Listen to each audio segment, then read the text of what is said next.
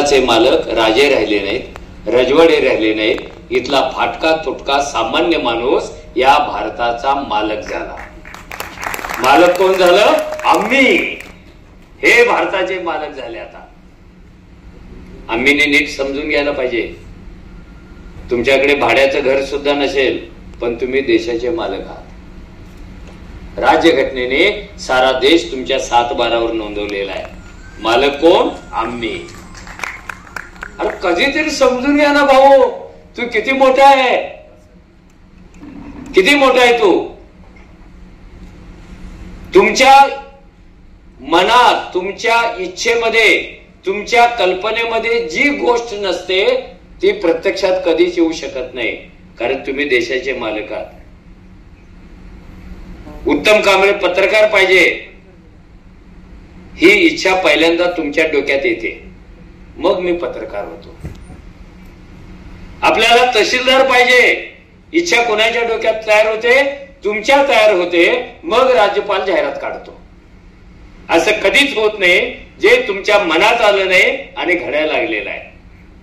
कारण आम्ही हे बलवान आहेत. आता इतके बलवान की रात्री 11 वाजता काय केलं दहशतवादी.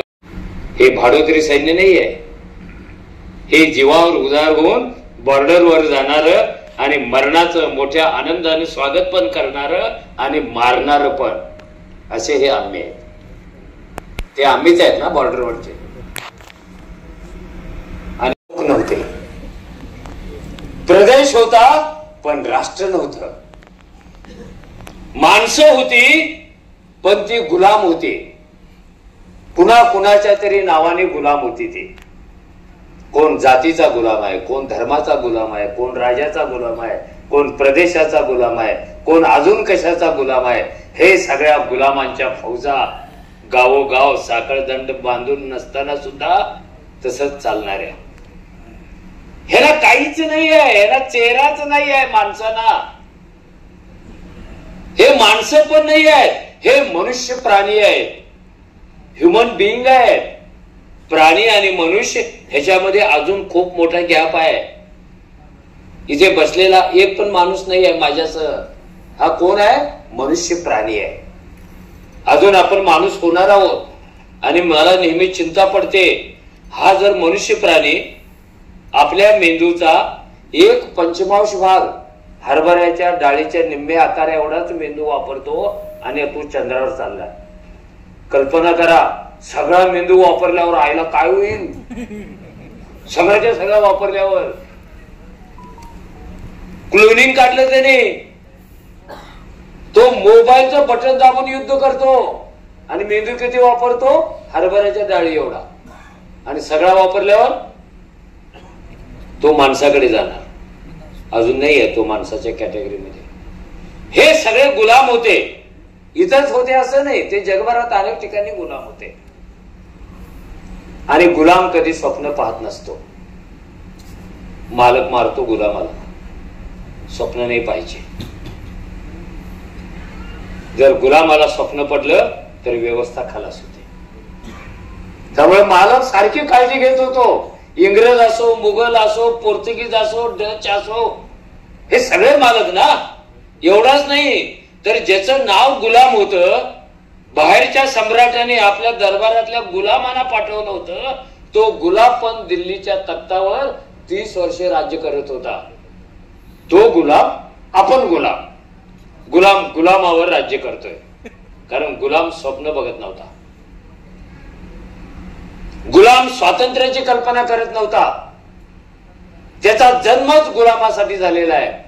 कारण इथली व्यवस्था सांगत होती की सटवी जे लिहिते जन्माला येताना तेच खरं ठरतं. लोकांचा आज पण विश्वास आहे. सटवी माहिती आहे ना, ती लिहित होती. आणि ती काय लिहित होती? राजाच्या पोटी राजा जन्माला येणार, खरं ठरायचं ना.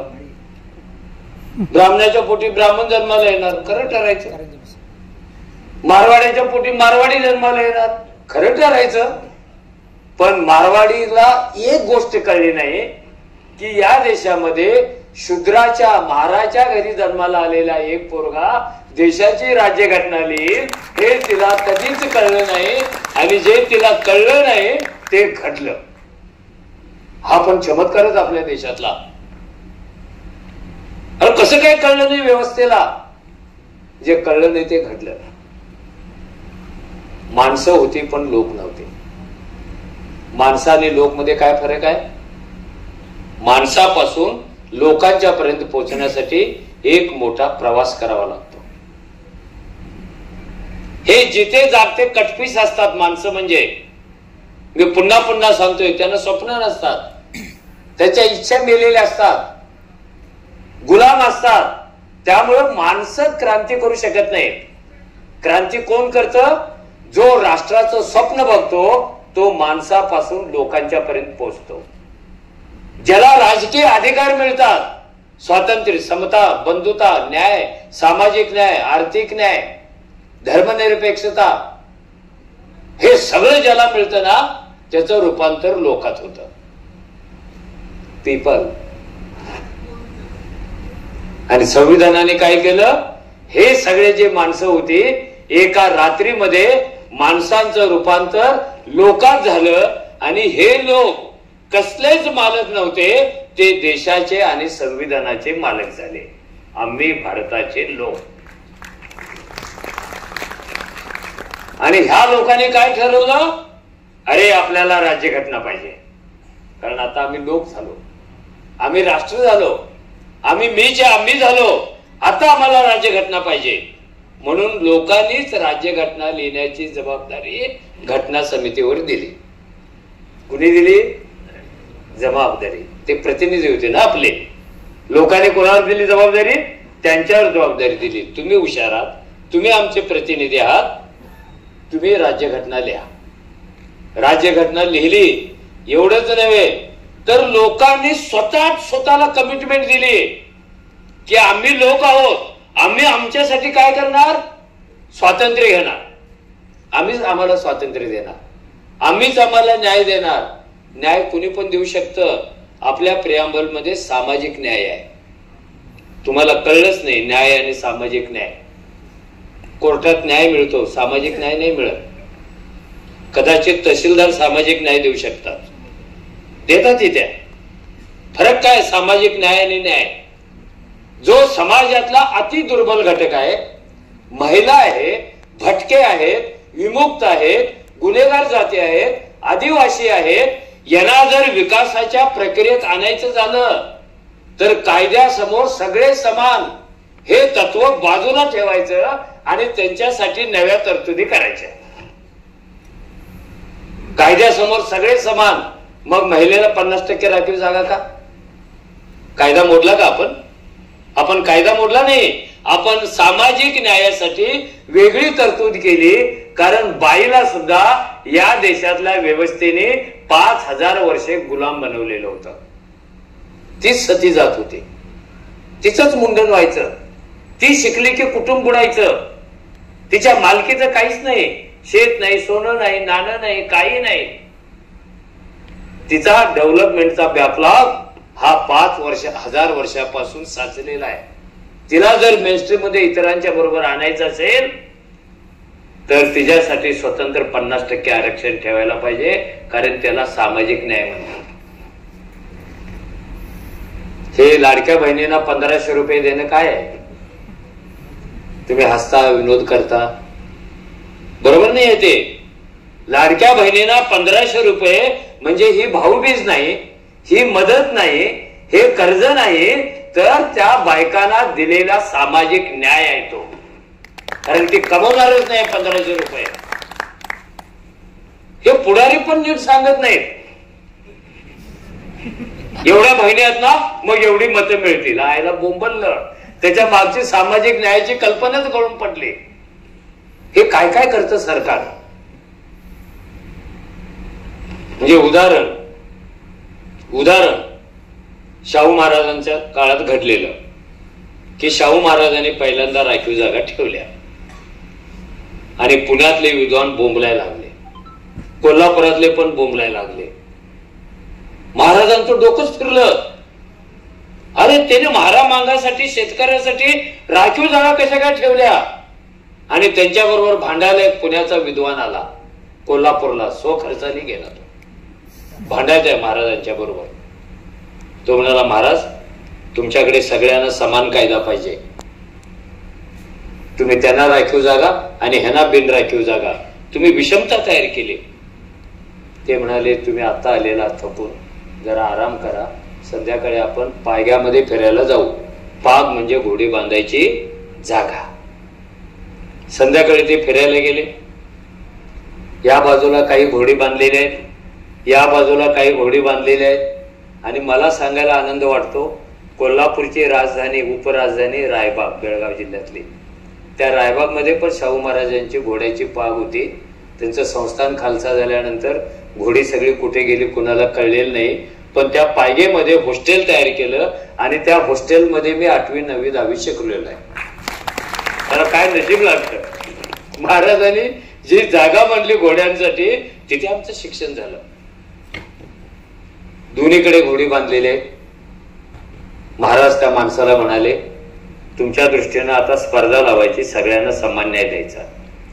एक घोड्याची पेंडी, एक जुडी, हे जे गवताचे जुडे आणून मध्ये ठेवू आणि सगळ्या घोड्यांचे दरवाजे सोडून देऊ. जो जिंकेल तो खाईल ना, जो जिता वही सिकंदर. तुम्हाला तसंच पाहिजे का? हो म्हणाले, असंच पाहिजे आम्हाला. गवत ठेवलं, शिट्टी वाजवली, 1 2 3 आणि घोडी पळत सुटली गवताकडे. जे सगळ्यात तरुण घोडं होता ना, त्यांनी एक लांब छलांग मारली आणि गवत ती घेऊनच गेलं एकटंच खात. बाकीची घोडी आणि गवत संपलं होतं. आणि एक म्हातारं घोडं धापा टाकत टाकत लाळ गाळत तिथे आलं. एक काडी पण शिल्लक नाही. शाहू महाराज म्हणाले, जे तरुण होतं ते गवत घेऊन पळालं. म्हातारा आले, त्याला गवताची काडी पण नाही. म्हाताऱ्याला जगवायचे की नाही जगवायचं, कारण ते स्पर्धेत टिकू शकत नाही, ते धावू शकत नाही, कारण ते म्हातारे झालेलं आहे. त्याला जगवायचं कसं आता? मग तोच माणूस म्हणाला, गवत त्याच्याजवळ नेऊन ठेवायचं म्हणजे ते जगेल. आणि महाराज म्हणाले, मग मी दुसरं काय केलं? ज्यांना चालता येत नाही, ज्यांना धावता येत नाही, जे म्हातारे झालेले आहेत, त्यांच्यापर्यंत जगण्याची साधनं घेऊन जाणं म्हणजे सामाजिक न्याय आहे. आपल्या प्रियांबल मध्ये किती भारी न्याय येतो. हे कुणी केलेला आग्रह? लोकांनी केलेला आहे. कारण आम्हाला हे पाहिजे आहे, आम्हाला सामाजिक न्याय पाहिजे, आम्हाला धर्मनिरपेक्षता पाहिजे. आणि संविधानाने कोणत्याही धर्मासंदर्भात एकही वाईट शब्द कुठेही उच्चारलेला नाही. उलट सगळ्या धर्मांचा आदर केला. सगळ्या धर्मांचा. तुम्हाला मंदिर बांधायला परवानगी आहे, तुम्हाला मंदिरात निधी जमवायला परवानगी आहे, तुम्हाला मिरवणुका काढायला परवानगी आहे, तुम्हाला देवांच्या मूर्ती बसवायला परवानगी आहे.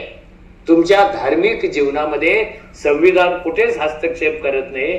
फक्त त्याची एकच विनंती आहे, धर्म हा तुमच्या घरात ठेवा, देवाऱ्यात ठेवा आणि जेव्हा रस्त्यावर याल तेव्हा संविधान घेऊन तुम्ही चालत राहा, कारण हा देश संविधानाचा आहे. कळते थोडंफार? सुरू ठेवायचं की बंद करायचं? चालूच आहे. काय राव, हे आमदारांचे भारीच लोक आहेत हे.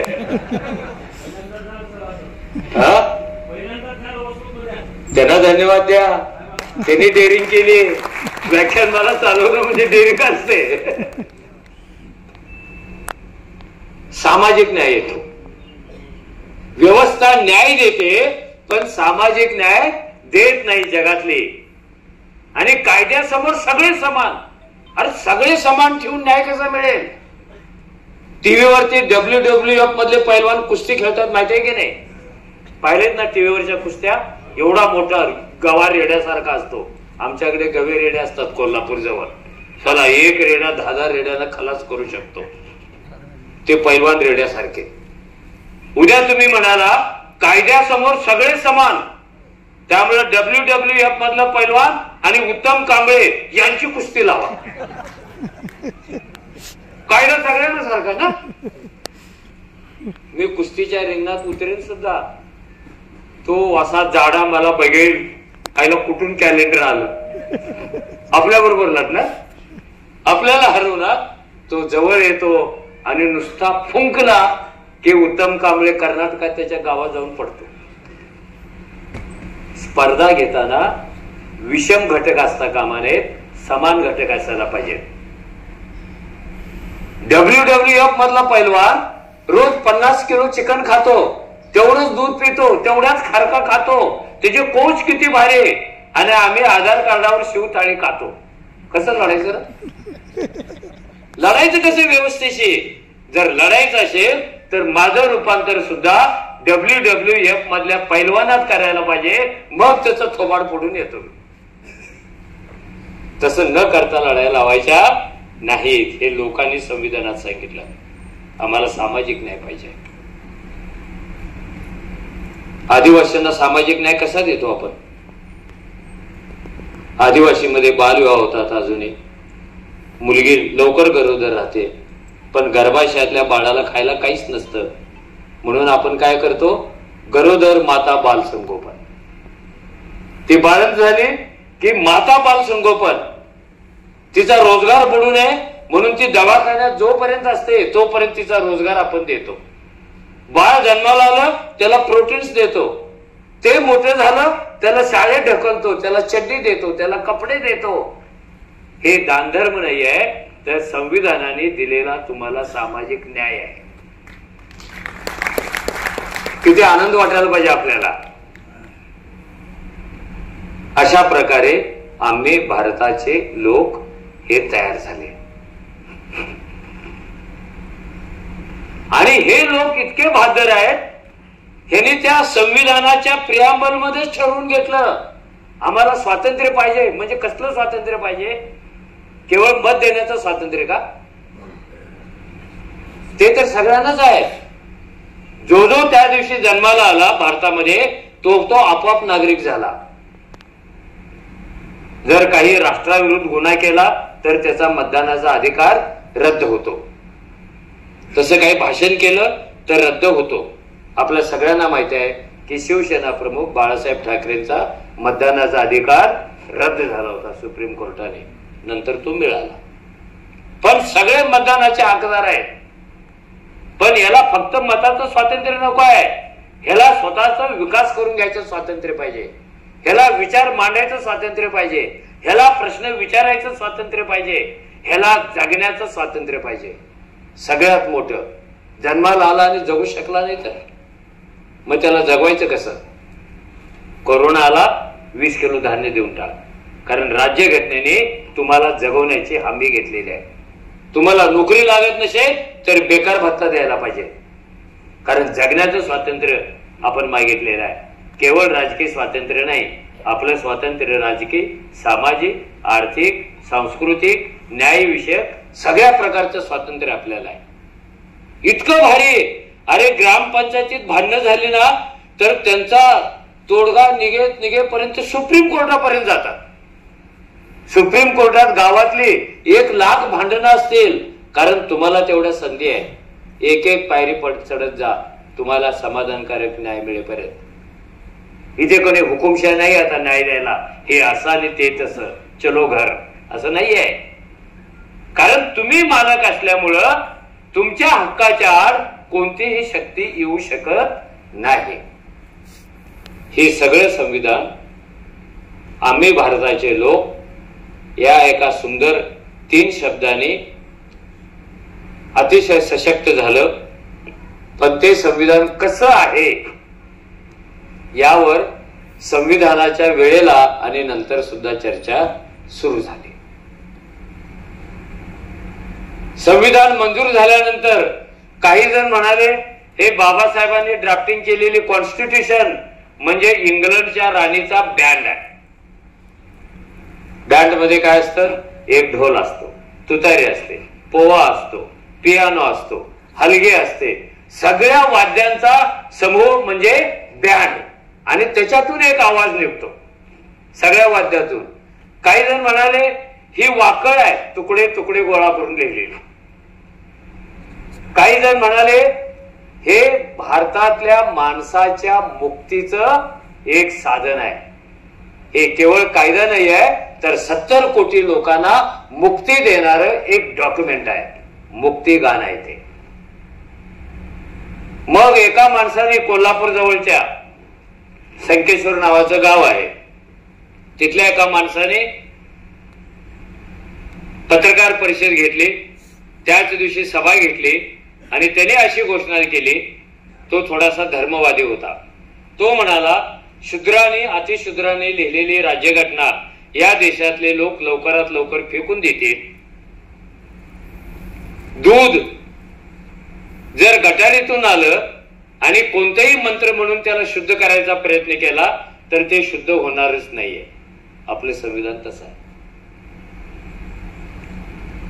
आणि बाबासाहेबांनी पार्लमेंटमध्ये एक भाषण केलं, शेवटचं स्पीच ऑन कॉन्स्टिट्यूशन. ते एक उदाहरण दिलं गावठी पद्धतीचं. ते काय म्हणाले, आपण सगळ्या लोकांनी मिळून आपण आपल्यासाठी लोकांच्यासाठी संविधान तयार केलं. आणि बाबासाहेब म्हणायचे, लोकशाही लोकांची आहे हे अर्ध सत्य आहे. पूर्ण सत्य काय, काय लायकीचे लोक असतात यावर तुमची काय लायकीची लोकशाही तयार होणारे शब्द होत. लोक जर गुंडच असतील तर लोकशाही कोणाची होणार, गुंडांची होणार.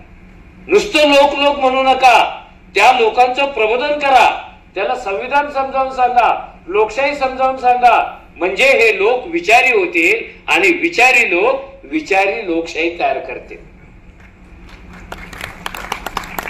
आणि ते पुढे म्हणाले की आपण सर्वांनी मिळून आपल्या लोकशाहीसाठी एक मंदिर बनवलं, खूप सुंदर बांधकाम केलं. त्या मंदिराच्या गर्भगृहामध्ये देवीची प्रतिष्ठापना करणार होतो आपण. गर्भगृह कळतं ना? अरे कळतं की नाही कळतं? मग मी त्याच्यावर बोलणार नाही ना, पुढे जाईल मी. तुम्ही नाही म्हणाल तर मग मला ते पण सांगावं लागेल. देवीची मूर्ती ठेवण्याची जागा, मग तिथे प्राण प्रतिष्ठा होते. प्राण प्रतिष्ठा झाल्याशिवाय देव किंवा देवामध्ये ताकद येत नाही. प्राण प्रतिष्ठा सोहळा होतो, पंच प्राण प्रतिष्ठा सोहळा होतो. ते म्हणाले देवीसाठी एक गर्भगृह बनवलं होतं. लोक सगळे देवीची मिरवणूक काढत मंदिराकडे निघालेले आहेत. ते नाचतायत, ते गातायत, ते गुलाल उधळतायत, ते ढोल वाजवतायत, कारण त्या मंदिरामध्ये देवीची स्थापना होणार आहे. मिरवणूक मंदिराच्या जवळ येते आणि कुणीतरी ओरडतो, अरे भाऊ, ती जी देवीसाठी जागा आहे ना, तिथे एक सैतान जाऊन बसलेला आहे. 50 मध्ये बाबासाहेब सांगते. मग मिरवणुकीतले लोक म्हणाले, अरे त्याला बाहेर काढा, टाळ्या वाजवा, आवाज द्या, बोंबाबोंब करा. सगळे केलं, सैतान येतच नाही. फटाके उडवा, घाबरून येईल, येतच नाही. ढोल वाजवा, येतच नाही. सैतान बाहेर काढायचे जेव्हा सगळेच मार्ग बंद होतात तेव्हा नाईलाजानं ती इमारत स्फोट करून उडवून द्यावी लागते. सैतान मारावा लागतो आणि पुन्हा लोकशाहीसाठी जागा करून द्यावी लागते. कोणाच्या हातात ते डॉक्युमेंट आहे, त्याच्यावर ते चालणार आहे. एका वाक्यामध्ये संविधानाने आपल्याला काय दिलं तर माणूस म्हणून आपल्याला चेहरा दिला. कारण मी सुरुवातीला म्हणालो, आपल्याला माणूस म्हणून चेहराच नव्हता. कारण चेहऱ्याच्या जागी जात, चेहऱ्याच्या जागी धर्म, चेहऱ्याच्या जागी प्रांत, चेहऱ्याच्या जागी राजा, चेहऱ्याच्या जागी दुःख, चेहऱ्याच्या जागी विषमता. हा बिन चेहऱ्याचा समाज वर्षानुवर्षे चेहऱ्याचा मालक झाला. का शेवटी तुमचं टेन्शन वाढू नये म्हणून एक छोटी गोष्ट सांगितली की भाषण संपलं. ते अजून किती बोलता येतं, पण एका तिकिटात जास्त खेळ चालू नये ना, नाही का? पुन्हा कधीतरी येईल, पुन्हा कधीतरी बोलेल, नाहीतर आता ह्याला पुन्हा बोलवायचंच नाही असं काही ठरवू नका. पुन्हा येऊ की नको, चांगलंय. दोर कापून आलो शेलार मामा सारखे. कुणी किल्ल्यावरून उडीच मारायची नाही आहे, तुम्ही पण मारू नका. मी हात जोडून विनंती करतो, कारण 5000 वर्षे किंमत चुकवली राव आपण. आता कुठेतरी स्वातंत्र्याचे डोळे फुटायला लागले तुमच्या पंखाला, तर ते संविधान नीट समजून घ्या. ही गोष्ट सांगताना मी मध्येच एक प्रश्न विचारणार, तुम्हाला टेन्शन वाढू नये म्हणून. आणि ज्याचं उत्तर बरोबर येईल त्याला आपण 100 रुपयाचं बक्षीस देणार. 100 रुपयाचं देऊया का आमदार सर? 100 रुपयाचं काय कमी होईल? चालते. 100 रुपयाचं चालेल ना? चालेल. ते नेते देणार आहेत, मी नाही देणार. त्याच्या हस्ते. ह्याच्यातला बोध लक्षात घ्या. त्या कथेमध्ये काहीशे आक्षेपार वाटतील असे शब्द येतील, ते विसरून जा. आपण बोध काय घेणार आहोत? खूप खूप वर्षापूर्वीची गोष्ट होती आणि भारतात सगळ्याच गोष्टी खूप खूप वर्षापूर्वीच्याच असतात. इथे वर्तमानात काहीच घडत नाही राव. इथे भविष्याची काहीच मान्य नाही राव. चौथीच्या पोराला गोष्ट सांगायला हवा, हाताची घडी घालतं सांग गोष्ट. खूप खूप वर्षापूर्वीची गोष्ट होती. एक ना राजा होता. बघा गोष्टी आपली. त्याला 4 राण्या होते. एक लग्नाची, तिच्याबरोबर करोली म्हणून आलेली तिथेच राहिलेली, तिसरी गिफ्ट मिळालेली, चौथी शिकार करून आणलेली. झाली माझी गोष्ट. तुमचं साहित्य, तुमचे विचार, तुमच्या कल्पना जर वर्तमान आणि भविष्याचा वेध घेण्यामध्ये हारल्या, कमी पडल्या, तर तुम्ही नवीन काहीच घडवू शकत नाही. इतिहास कितीही चांगला असला तरी शहाणा माणूस इतिहासाच्या गुहेत जाऊन कायमचं बसत नाही. त्याला बाहेर पडावंच लागतं, कारण वर्तमान घडवायचा असतो. पण ही पण खूप खूप वर्षापूर्वीची गोष्ट आहे. भारतात जेव्हा आरसा जन्माला आला नव्हता तेव्हाची गोष्ट आहे. आता प्रश्न विचारणारा आणि सगळ्यांनी एकदम उत्तर द्यायचं नाही. एकालाच 100 रुपये देणार आहोत, सगळ्यांना नाही. आता त्यांच्याच पक्षाकडे अर्थ खाता असल्यामुळे मी 100 रुपये मागणार आहोत तुमच्याकडे. देशाची तिजोरीच त्यांच्या ताब्यात आहे महाराष्ट्राची. भारतात जेव्हा आरसा जन्माला आला नव्हता तेव्हा माणूस आपला चेहरा कशात पाहायचा? उत्तर द्या कोणी पण. पाण्यात पाहायचा. ह्याला बक्षीस नाहीये, बक्षीस पुढे आहे. जिथे पाणीच नाही असे पण प्रदेश आपल्याकडे आहेत. वाळवंटी प्रदेश, उंट मारून पोटातलं पाणी पितात ना राव. पाण्यात कसा काय चेहरा बघणार? जिथे पाणीच असायचं नाही तिथे आपला चेहरा माणूस कशात बघायचा? हात वर करा कोण डोळ्यात म्हटलं. पण बक्षीस एकालाच द्यायचंय. हा, तो गॉगलवाला आहे, तो उभा राहिला. ये तू 100 रुपये घेऊन जा, नाहीतर ऑनलाईन देतील तुला, कळणारच नाही. पटकन जायचंय मला नाशिकला. आणि घेतल्यानंतर त्यातले 50 मला दे. नाही नाही, तिथे साहेबांच्याकडे जाऊन घे. मग जा, फोटो काढून घे. अरे घे ना, इतकं इंटरेस्टिंग आहे. फोटो काढणार त्यांचा. हा, काढला. नंतर लक्षात ठेव, तसंच. अरे अरे अरे,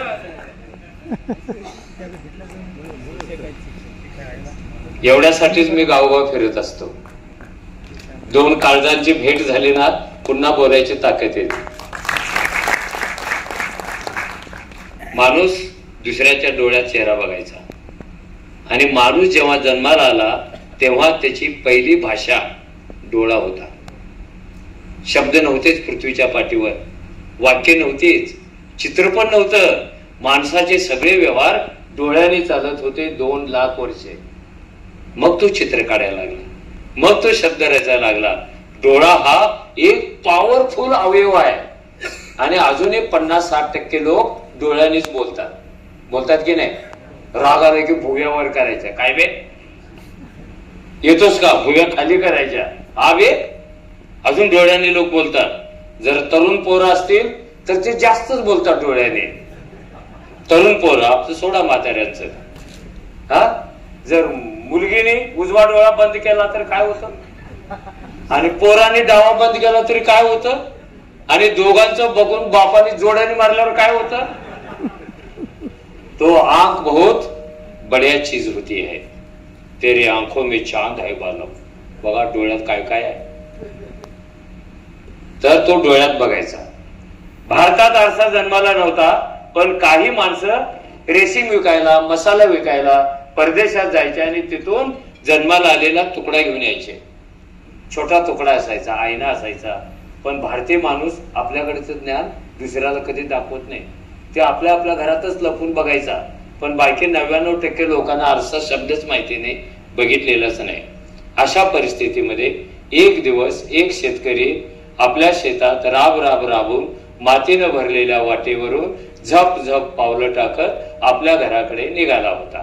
थोडं अंतर गेल्यानंतर त्याला चप चप करणारी एक छोटीशी गोष्ट दिसली. त्याने ती खाली वाकून उचलली. आता तुमच्यासाठी म्हणून ती गोष्ट म्हणजे कुठून तरी पडलेला आरशाचा एक तुकडा होता. पण याच्या 56 पिढ्यात आरसा कुणी बघितलेलाच नाही आहे. माहिती कुणाला आहे? मला. आणि मी सांगितल्यामुळे तुम्हाला. त्याला माहिती नाहीये. त्याला आश्चर्यकारक वाटलं. धोतराच्या सोग्याने त्याने ती साफ केली, धूळ सगळी झटकली आणि कौतुक म्हणून त्याने डोळ्यासमोर पकडले.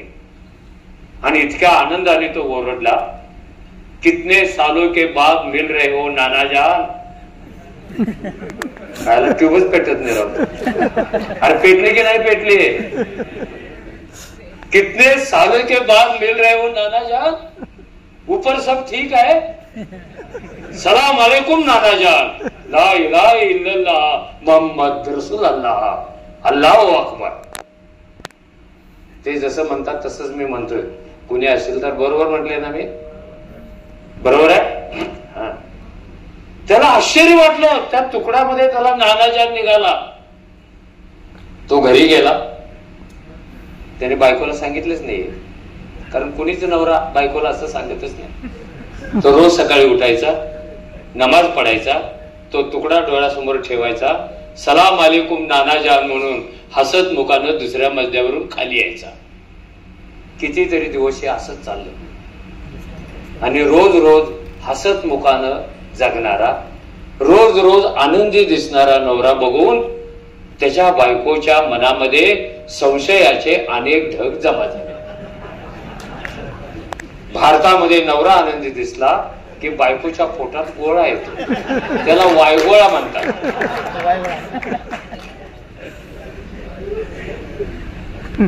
काहीतरी घडतंय. नवरा इतका खुश कसा, हसतो कसा?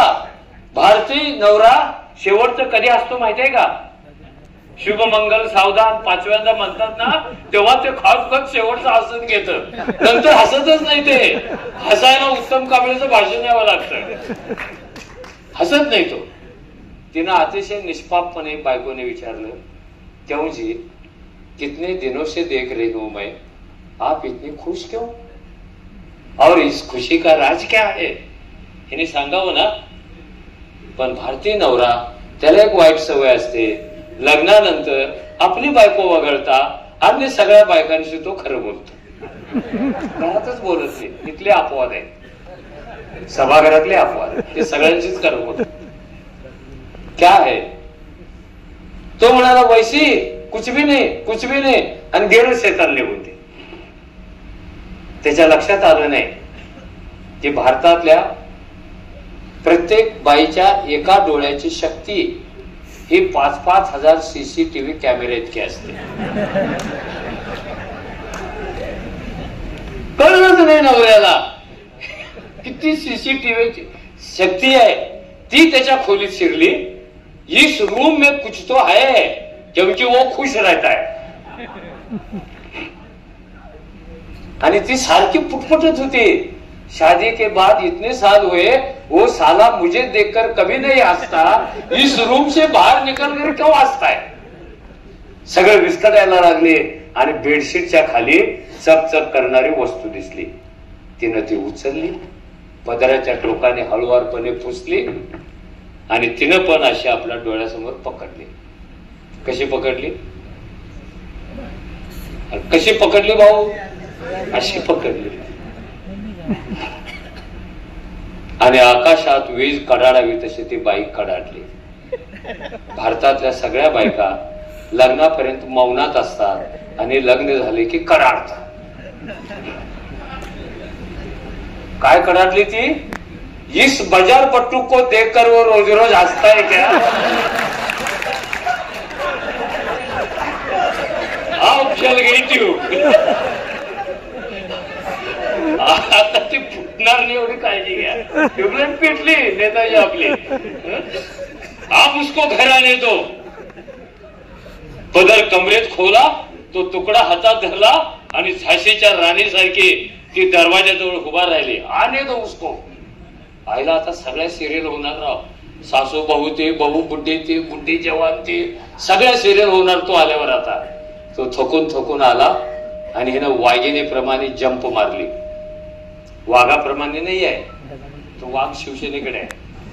वाघिणीप्रमाणे जंप मारले आणि कॉलर पकडली.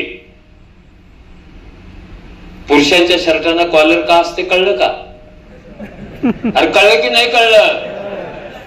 जे पत्नीवर जास्त प्रेम करतात त्याची पूर्ण कॉलर असते आणि आमच्यासारख्या आगावशीत कमी प्रेम करतात आमची अर्धी कॉलर असते. आणि चिडली ती. शर्म नहीं आती? तेरे भेजे में कीड़े पड़ गए. अरे इसमें एक बाजार बट्टू देखते हो, उम्र क्या हो गई तुम्हारी? रोज रोज हसते हो बाजार बट्टू को देखकर. आणि नवऱ्या आईची शपथ घेऊन सांग, तू एवढं प्रेमानं माझ्याकडे कधी बघितलं होतं का? बाईची तीच तक्रार असते की नवऱ्याने हसत मुखाने कधीतरी आपल्याकडे बघावं. आणि नवरा तेवढीच करत नाही. लग्ना अगोदर तू प्यार आहे, तू सागर आहे, तू दिलदार आहे. आते क्या खंडाला लग्न झाले की बोंबलत गेलं सगळं. बाजार बट्टू आहे इसमें. तो म्हणाला, तेरे भेजे में पानी हो गए, मेरे प्यारे नाना जान को तू बाजार बट्टू बोलती है. कितनी नीच आवरत आहे. भांडण काय मिटे ना. ते घेऊन ते काजीकडे गेले भांडण मिटवायला. काजी न्याय देते. काजीने तो तुकडा घेतला, अल्लाची प्रार्थना केली, ला इलाहा इल्लल्लाह मोहम्मद रसूल अल्लाह, अल्लाहू अकबर. तुकडा आपल्या डोळ्यासमोर घेतला. अजून सांगणार आहे लगेच. अजून काय झालं? आणि तो काय म्हणाला, देखो बच्चो, इस टुकड़े में कोई बाजारू औरत नहीं है, किसी के नाना जान भी नहीं है. सच बोलू, इसमें तो मेरे खुद के अब्बा जान है म्हणाला. ये ऐसा क्यों होता है भैया? जब आप खुद का चेहरा नहीं पहचानोगे तब खुद को ही नाना जान बोलोगे, खुद को ही अब्बा जान बोलोगे, खुद को ही बाजार बट्टू बोलोगे. ये ना हो, इसलिए अपने संविधान ने अपना अपना चेहरा हमें दान किया है. वो टिकना चाहिए, वो जपना चाहिए. ऐसी विनती कर. हिंदी पण समजते ना? हा, आता पहिलीपासून हिंदी येणार आहे. वाद मिटला की तुम्ही काळजीच करू नका. तर संविधान हा भाषणाचा विषय असं कृपा करून समजू नका. हा आपल्या जगण्याचा विषय आहे. हा माणूस म्हणून मान्यता मिळवण्याचा विषय आहे. हे गुलामीकडे पुन्हा कधी न जाण्याचा विषय आहे. हे तुम्ही रोज ठेवा आणि त्या संविधानाच्या सावलीत जगायला शिका, तिच्या रक्षणासाठी जगायला शिका. एवढं मी आपल्याला आवाहन करतो. आमदार साहेबांना पुन्हा एकदा धन्यवाद देतो की त्यांच्यामुळं तुमची माझी इथे भेट घडवू शकली. पुन्हा पुन्हा भेटी व्हाव्यात. तुमची इच्छा नसली तरी माझी असणार आहे. तर आपण भेटत राहूया. धन्यवाद.